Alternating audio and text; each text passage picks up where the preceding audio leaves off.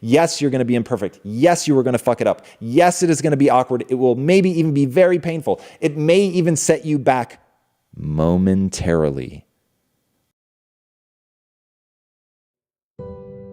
What's the best place to start? What mindset to use when you are living in a country where everything is corrupted and you're working for $250 and feeding both yourself and your family, yet desperately want to succeed? I have never been stuck in a country like that. So all I can say is from a mindset perspective, I think the thing you have to focus on is there is a way. And even if that's there is a way out of this country, if that's the only thing you consider a viable solution, making sure that your mindset is solution oriented, that's the key. And that really is a choice. Because look, if you look for how the deck is stacked against you, that's all you're gonna see. If you look for how hopeless the situation is, that's all you're gonna see. If, on the other hand, you focus on there is always a way. And I will give you the example from the famous General Hannibal, who had the job of getting elephants across the Swiss Alps, if I'm not mistaken. And he said, we'll either find a way or we'll make one. And he actually ended up getting the elephants across the Alps. So that is one of those, the solution was born of the mindset. If he didn't believe it was possible, he would never take that first step. And this is why I'm obsessed with this notion that humans lead with belief. The reason he was able to get elephants over a mountain was because he chose to believe that it was possible, and he was going to keep looking for any possibility, over, under, through, around, like whatever it takes to get over that obstacle. There is a way. And super random example, but Maria Sharapova, her father, during the collapse of the Soviet Union, her father got a visa to take her to America when they weren't giving visas to go to America, and they had to leave her mother behind for years. I can't remember how many years the mom was left back in Russia, but it wasn't a short period of time.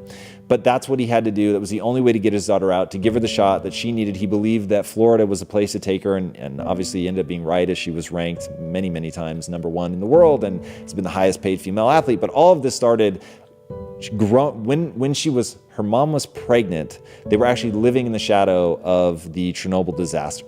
They then flee there, they go to Sochi, realize there's no opportunities in Sochi, and he talks a visa agent into giving him, or a customs agent, whatever they're called. And the guy that he happened to get that was deciding whether or not to give him the visa also had a daughter who played tennis, which I think is actually worse for him. And he still managed to convince him to give him the visa. So that's but one example of an avalanche. I'm so scared to fail. Is it too late for me to start? I'm 36. Am I too old for it? The answer is absolutely not. So first of all, from my perspective, at 36, you're a spring chicken. So I definitely wouldn't be worried about whether or not you're too old for something. Even if you were 56, 66, 86, it doesn't make sense to me. Like, think about how long a year really is. So even if you only had a year left, I would say that it's not too late to really enjoy that year. Once you have failed, and failed just brutally, publicly, or whatever, you're going to realize that on the other side of that, you absolutely can rebuild 100%. Like, at the end of the day, the only thing that matters are your actions. The only thing that matters are the skills that you're able to acquire. And if you're not spending every day focused on getting better and becoming truly extraordinary, then all hope is lost. And if you want to get ahead in life, boys and girls, I promise you, the only thing you need to focus on is actually getting good. Actually get good. That's it. And that's somehow becoming more and more lost in today's Instagram culture. They're not focused on execution. They're trying to build a following before they've built something. And that is where this gets terrifying. And in fact, I'm going to co-op a Kobe Bryant quote. He said, "Boos don't block dunks." But I'm also going to say this: cheers don't make dunks. So it doesn't matter whether people are booing or cheering you on. It doesn't matter if you have a massive following or not. The only thing that matters is, are you actually good at something? So get so good they can't ignore you. That's the path. That's how you stop yourself from failing. How do you figure out your purpose? All right, this one is very easy, and it goes like this. Inside of you right now, based on the things that you've encountered in your life, there are areas of interest. That's it. You're not going to go inside and discover that you have this hidden passion or purpose lying within you, what you're going to realize is that you have areas of interest. You're going to engage with those areas of interest. Those areas of interest then, while they're turned into something that you're legitimately fascinated by, it has completely captured your attention, or it won't. If it doesn't, you set it aside, you move on to the next thing. Engage with it until you find the one that you're really fascinated by.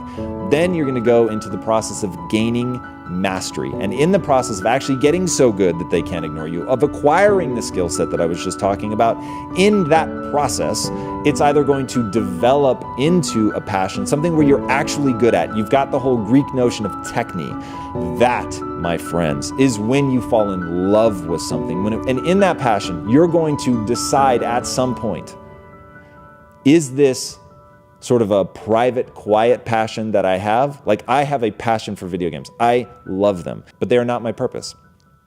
So engaging with that, it's very clear to me. I love it. I enjoy it. It's very fun. But my real purpose in life is to teach other people how to leverage video games to build a mindset. Okay? And that focus on helping other people build a mindset to escape the matrix, to see what happens to the world, that is my purpose. But that was a decision. But at the end of the day, everything comes back to the thing I have decided is my purpose. So recognizing that it's a decision is very, very key. How can I get to the point where I say I am not some random average? One, humans lead with belief, so you're going to have to decide already right now that you're capable of learning things that are going to make you capable of the extraordinary. Any human being capable of asking that question, I will just tell you right now, you meet minimum requirements. So now it becomes a question of, what do you do with your potential? In what way do you actuate it? So decide right now that you are capable of transcending the average, that you're not just some statistic, that you can do anything you set your mind to. But then you have to prove that to yourself by going out and doing it. I know I have potential to do better, and I believe life's got to be better than this, but I feel like something is holding me back from jumping. Any advice?